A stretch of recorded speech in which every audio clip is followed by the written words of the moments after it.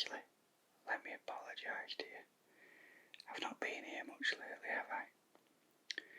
Well, I've had a bit of a few problems of my own, a little bit of stress. Not for you to worry about though. You're perfectly safe. But the stress, it made me a bit unwell. It really knocked me duck off, you know. Anyway, I'm feeling a bit better now. So, I thought I'd give you a story. So that's right, you get yourself into bed and let me tell you a story. Not any old story though. I was going to tell you the story, the history of Yorkshire. However, the story and the history of Yorkshire is so huge. I'm still working on it. After all, I'm not a historian. And it's quite interesting reading about the Romans and the Vikings and obviously the Tudors. So no, I thought I'd give you my story. Not the story of a Yorkshireman though. The story, the creation of Shiatsu Shane. So, I think for this video, I'm going to take my cap off. So I'll take my cap off. And I'm going to take my shirt off too.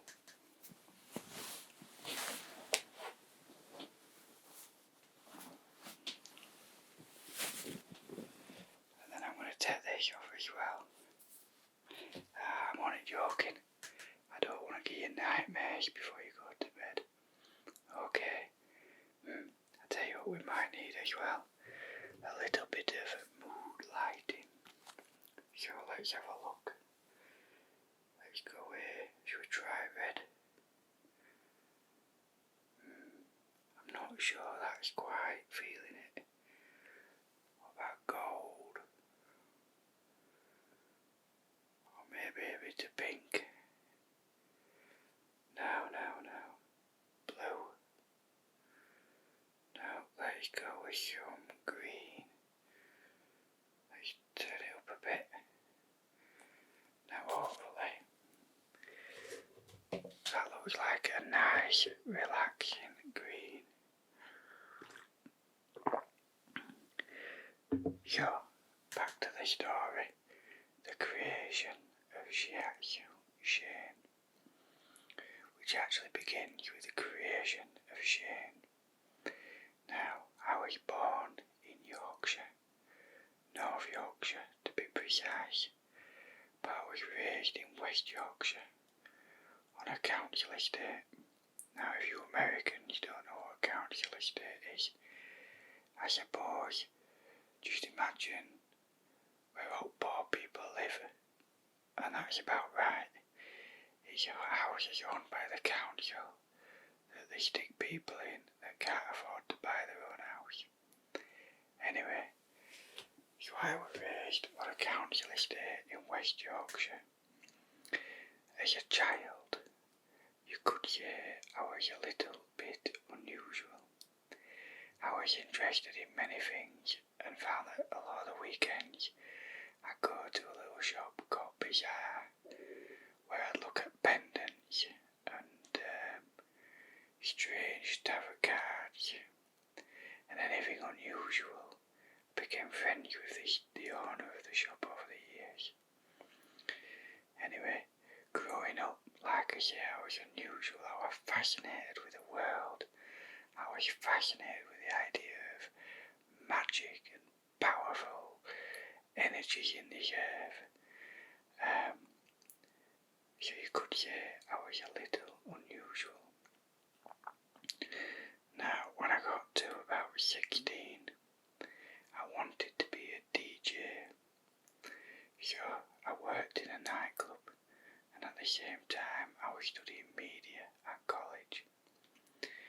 At the time I was questioning that idea because some of my mates were training to be electricians and plumbers, and they had a set path, a set route that they could make some good money, whereas I was doing media, which I don't know where you're from, is considered quite a wishy-washy course, but nevertheless I loved it.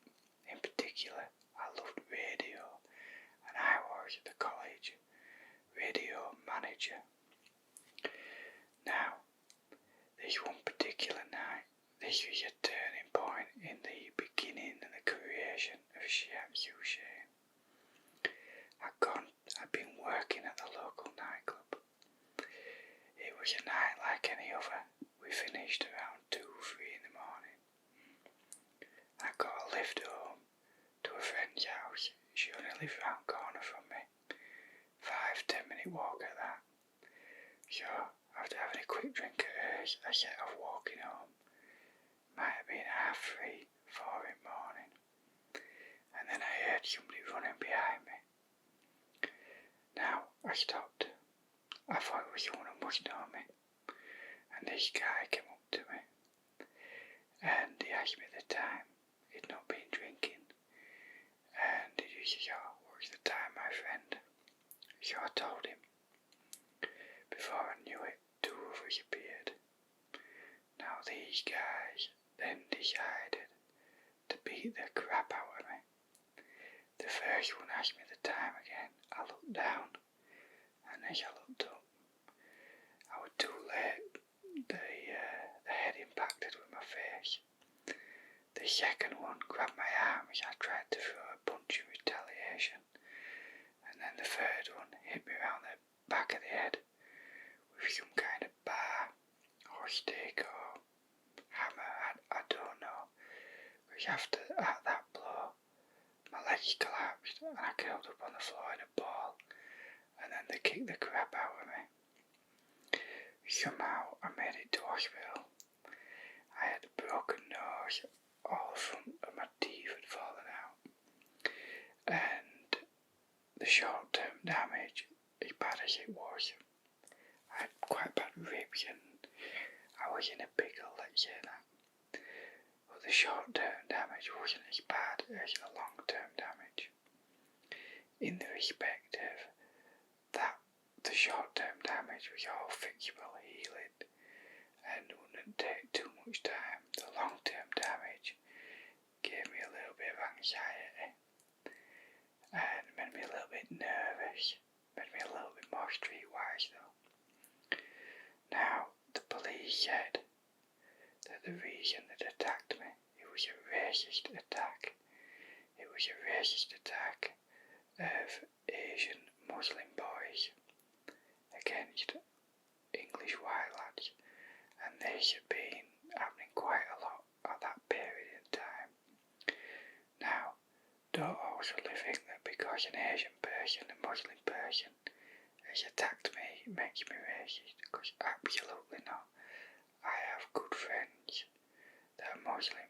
I also have good friends that are Sikh and Hindu. In fact, I practically grew up with a Sikh boy.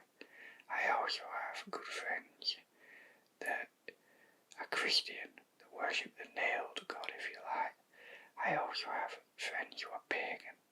They believe in many gods, some that believe in the earth. In fact, these days, I'd say I probably know more people that are spiritual, and you might class them as pagan, than I do with any other religious group. And when it comes to religion, I just want to point out that as long as anyone's preaching love and peace, I'm all for it.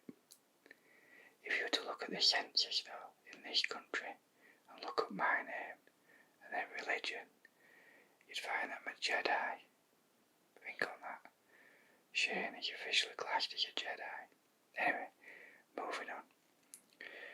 What this attack did, one thing that stuck in my mind, as the first guy threw the headbutt, and I didn't go down. He looked genuinely scared.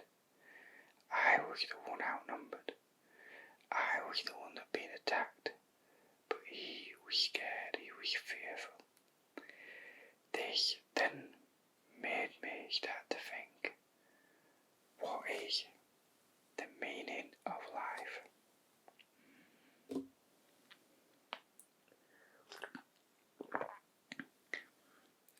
study the meaning of life,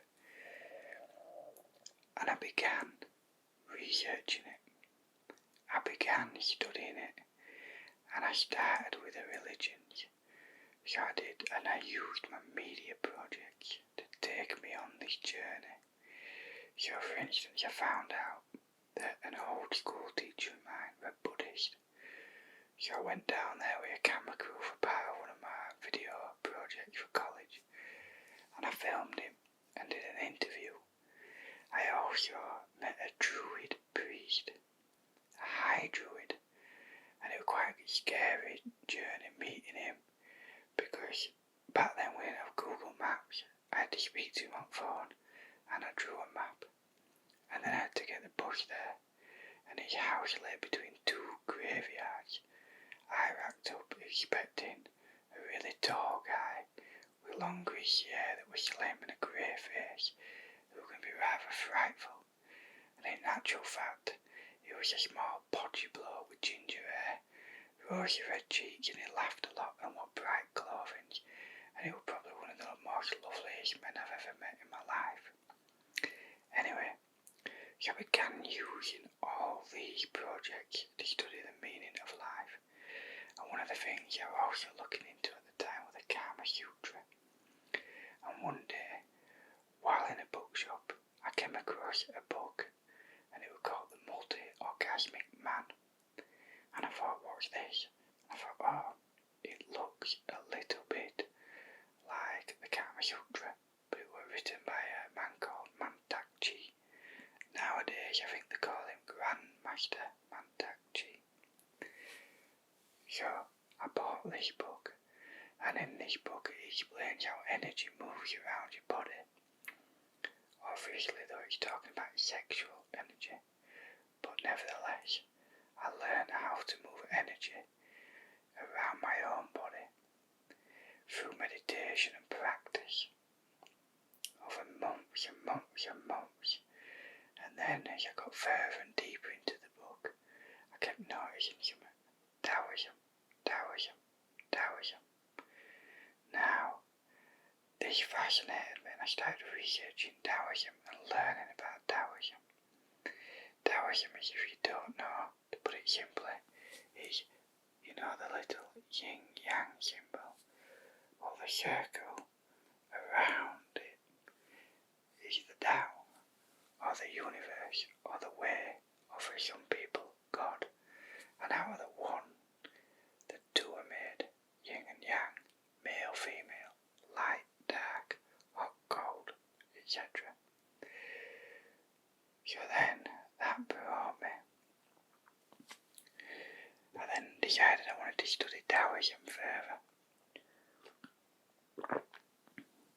And I found a place up in Switzerland, up in the mountains, where Mantak Chi taught. So I communicate back and forth with them. And they agreed to let me and my then girlfriend go stay there. However, when we got there, it didn't work out. We was only up in Switzerland for a week, so I won't go massively into detail on that. So I came back, and I still wanted to learn about Taoism and the Eastern arts. So I was looking through the university placements that I could go, and I can't remember the word for it now, but basically because I had not applied until the summer, there wasn't many places left. I think they called it clearing. Anyway, I found this course at Bradford University, doing a degree in complementary therapies. Now, on that course, we did all kinds of massage. So like your Swedish, your sports massage, your lymphatic massage, holistic massage, all kinds, as well as learning about anatomy, physiology, history of Western medicine, Eastern, traditional Chinese medicine. We also learn Shiatsu.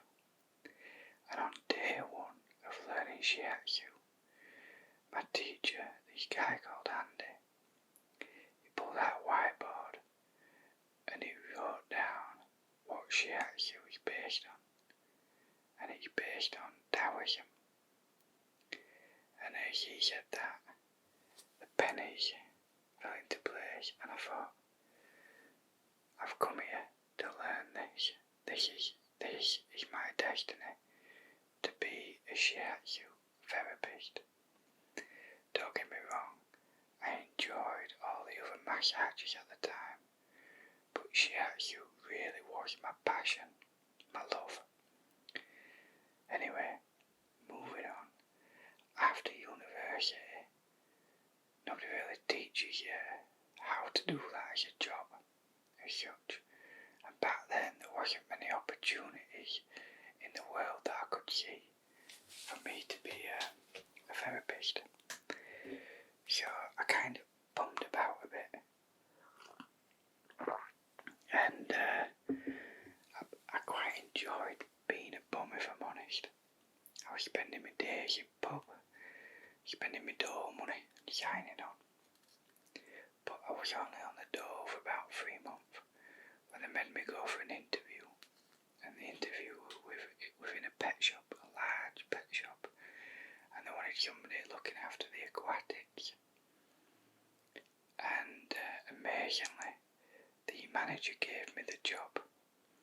And I'm not going to lie, I was a little wild in them days. I enjoyed my partying probably a bit too much.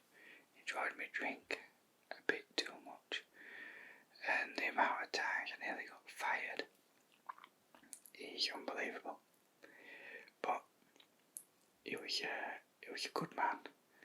And he and his partner, who also ended up being my manager, they are both my son's godparents now, so I can't speak highly of them enough really.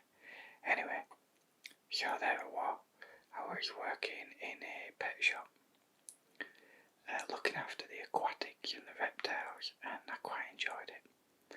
But every year I got this yearning in my chest, telling me I need to go back to Shiatsu.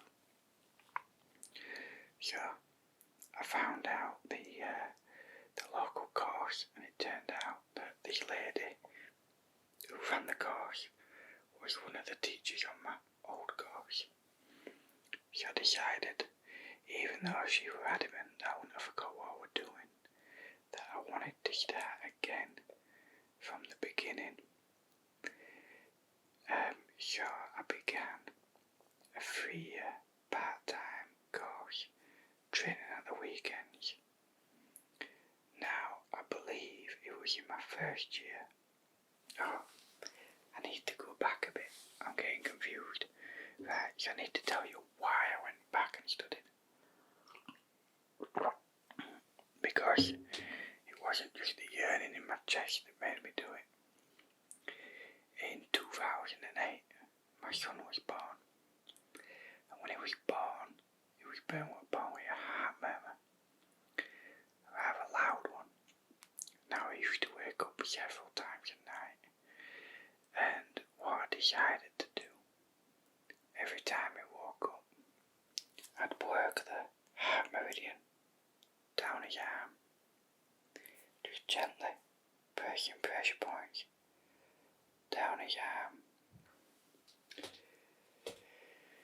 Anyway, 6 weeks later, he went for a heart scan, and I was mortified. He had to have heart surgery.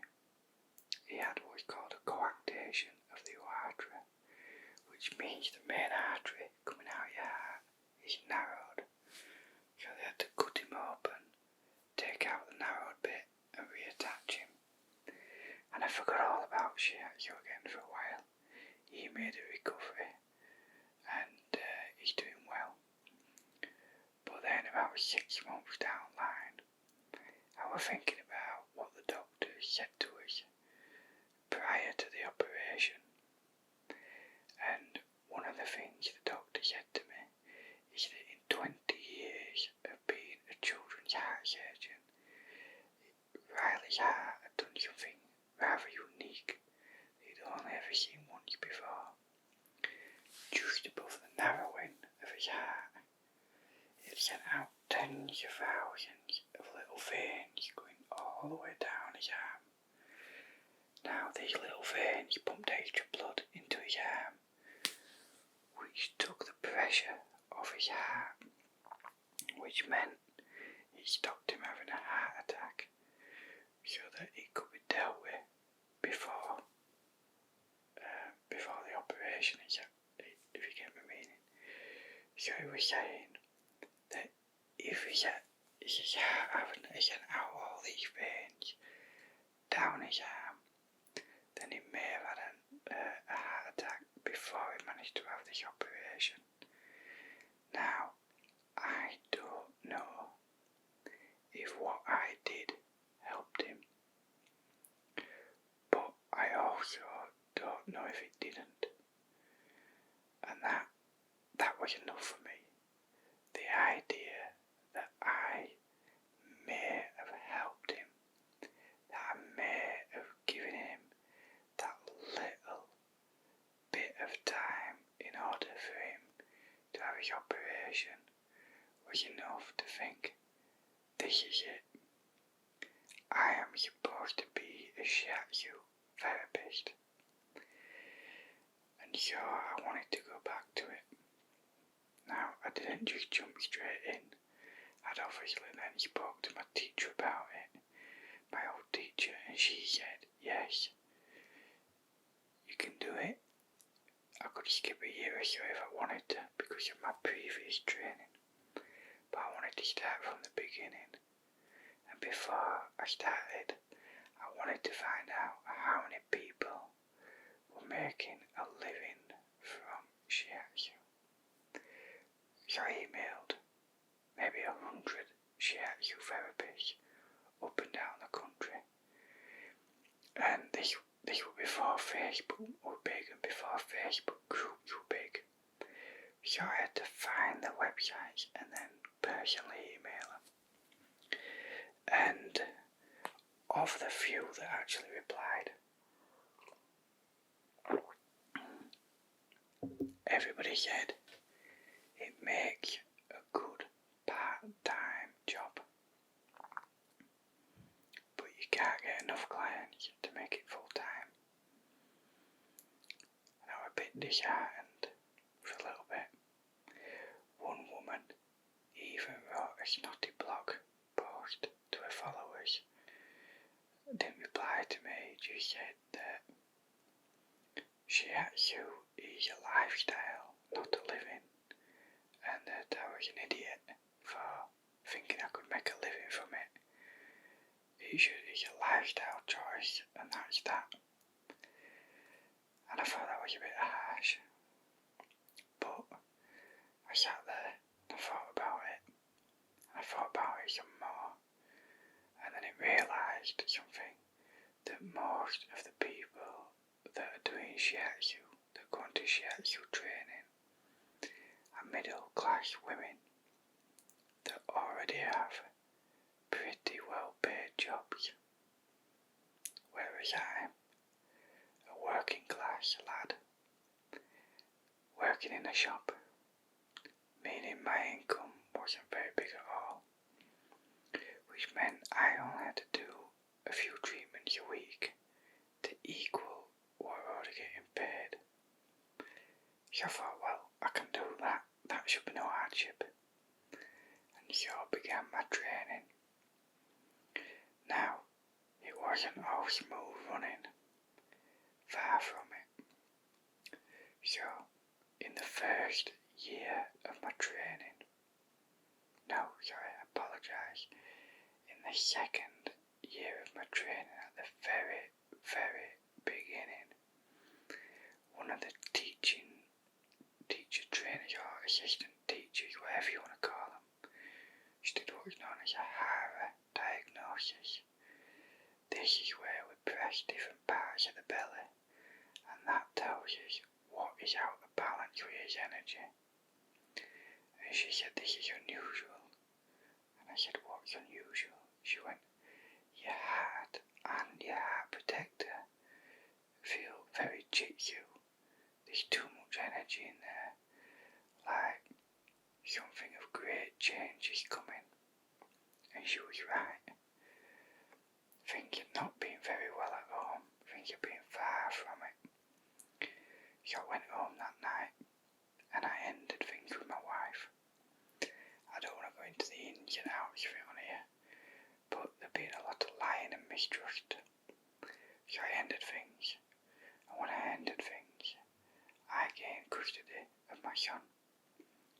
So all of a sudden, not only was I working a full-time job and training in Shiatsu, I also happened to be a full-time dad as well to a little boy. At the time it was only 2, so things were difficult. And my days basically consisted of I get up in the morning at 6, 7, sort my son out for breakfast, get him ready, dressed, get myself ready, dressed, take him to nursery.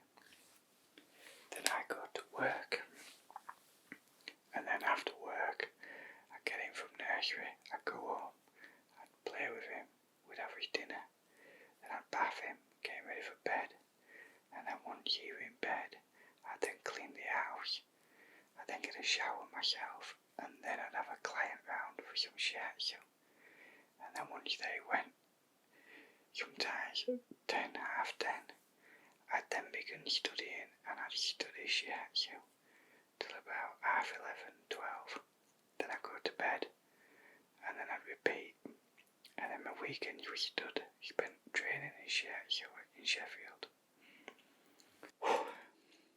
Okay, so the plan had always been that once I completed my training, I'd build up a good client base, and then I'd leave my job once I had a few clients and I knew I had the business we're building. But in year 3, tragedy struck.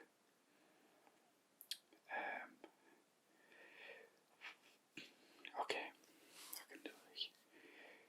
So basically it was Mother's Day, and I was in the pub with my mum and my grandma, and I was having a few beers when I got a phone call, and it was my dad, and he said to me, "Shane, you need to get to hospital."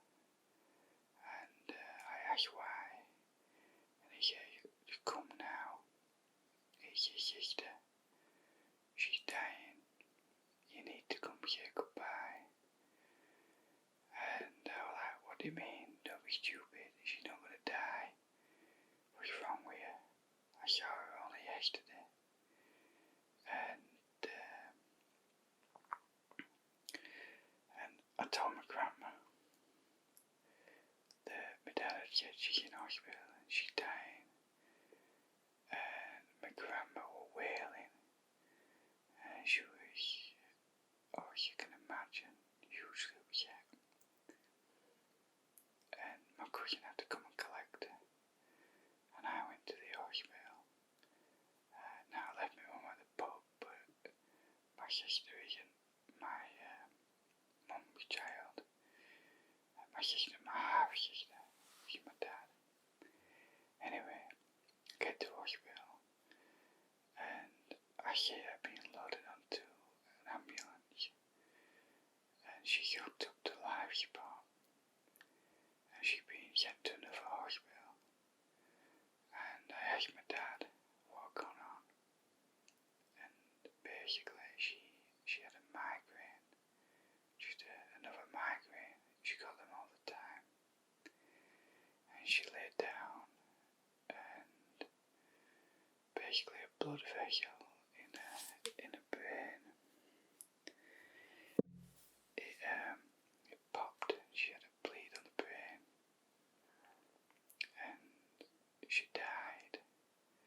But her boyfriend resuscitated her and brought her back. So they were taking her to the Leeds General Infirmary, the LGI, because they had a specialist brain unit.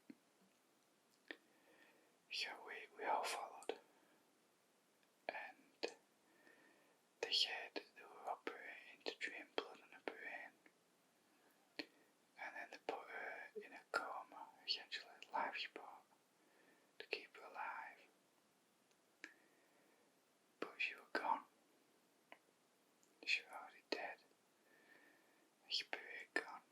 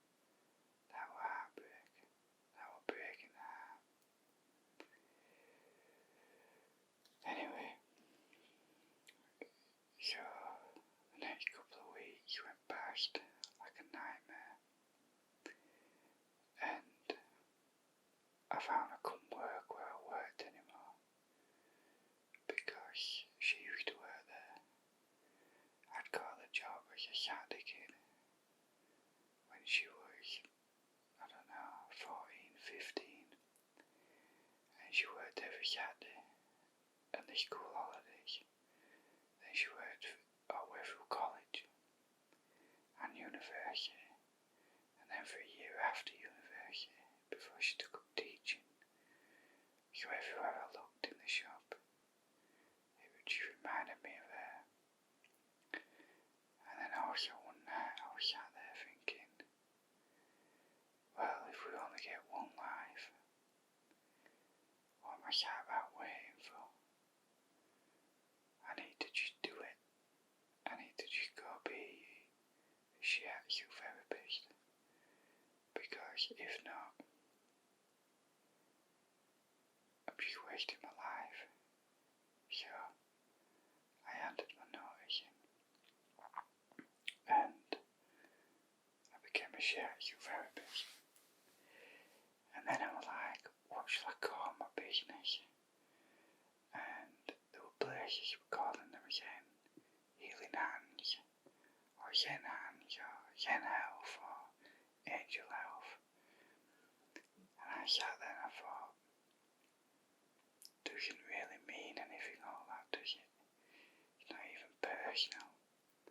And how will people remember it? Why not? Why not just use my name?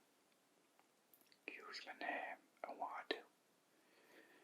So, Shiatsu Shane came into being Shiatsu Shane, and I became Shiatsu Shane. The next thing I thought is, how do I get people to come to me? How do I explain what Shiatsu is? Because that's the main problem. Shiatsu is so diverse, so individual, that nobody really knows what Shiatsu is. Shiatsu is a big umbrella term for lots of different styles. It's almost like saying martial arts. But what do you mean by it? So I thought, I've got to think of it like a shop. I need a shop window. So I started taking photos and putting them on a page and on Instagram. So I began taking photos and putting them on a page on Instagram. And I then made a friend who happened to be coming as a client, and he was a photographer. And we swapped. He gave me some photos in response for some free sessions, a swap. And I still bug him to this day, asking him about photography, even randomly send him odd photos I took to see what he thinks. And then, but of course, after taking photos, that led on to making other posts, such as making little videos, and I did it just on my phone, nothing special. But that then led on to the Shiatsu Shane ASMR massage channel, in the respect that one day I was watching a video by a world famous therapist called Eric Dalton, and this particular technique video only had maybe 5 to 10,000 views, but there was another video that had 50 million views. So I called my son up and I said, what do you think has made this video be watched 50 million times? And he shrugged, he went, satisfying. And I said, what do you mean satisfying? And he said, well, like cutting soap, or playing with slime, or goo, or popping bubble wrap. We then went down this satisfying route, looking at lots of different ASMR, and all of a sudden I realised that I've been into ASMR all my life and never knew what ASMR actually was. Certain music sent shivers running up my spine to my brain. certain films do it. In fact, if I can tell myself a story in my head, I can create the exact response. I also found listening to other people whisper causes it too. And so for a while I looked into different ASMR, and then my son said to me, "Dad, why don't you have a go at making it?" Oh no, let's go back. So after I'd looked into ASMR, I said to my son, as he's typing ASMR massage, Lord, your channel was popped up. And at that point he said, "Dad, why don't you try making it?" He said, "You're already making videos anyway for Instagram. Just stop chopping them up and put a longer version on YouTube and see how it does." And I thought that's a really cool idea. After all, the DJ in me still lives. Right? The person who likes to be creative still lives. So as much as I love being a Shiatsu therapist and a massage therapist, I still like being creative. I still like doing stuff like this and like stuff on my main YouTube channel. I like to play about with sound and video, and I like to make stuff. So the Shiatsu Shane ASMR massage channel was an easy fit to blend two things that I love together. Now, that brings us to the end of the story of Shiatsu Shane so far. Now I do have lots of fascinating little stories. Let's call them tales from the futon if you like. Of stuff that have happened in clinic. Nothing rude. Well, there's some rude stuff where people have just got undressed in front of me. But nothing majorly rude. Mainly strange and unusual tales. But if you like to, if you want to know about them strange tales, spiritual, mystical tales, drop me a message in comments, and I can look into telling you all about them in another story.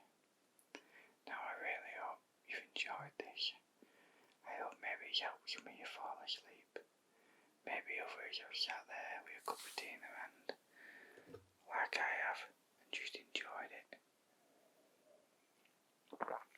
Either way, if you have, I hope you hit that like button, and I look forward to seeing you in the next episode, where I'll probably have my cat back on.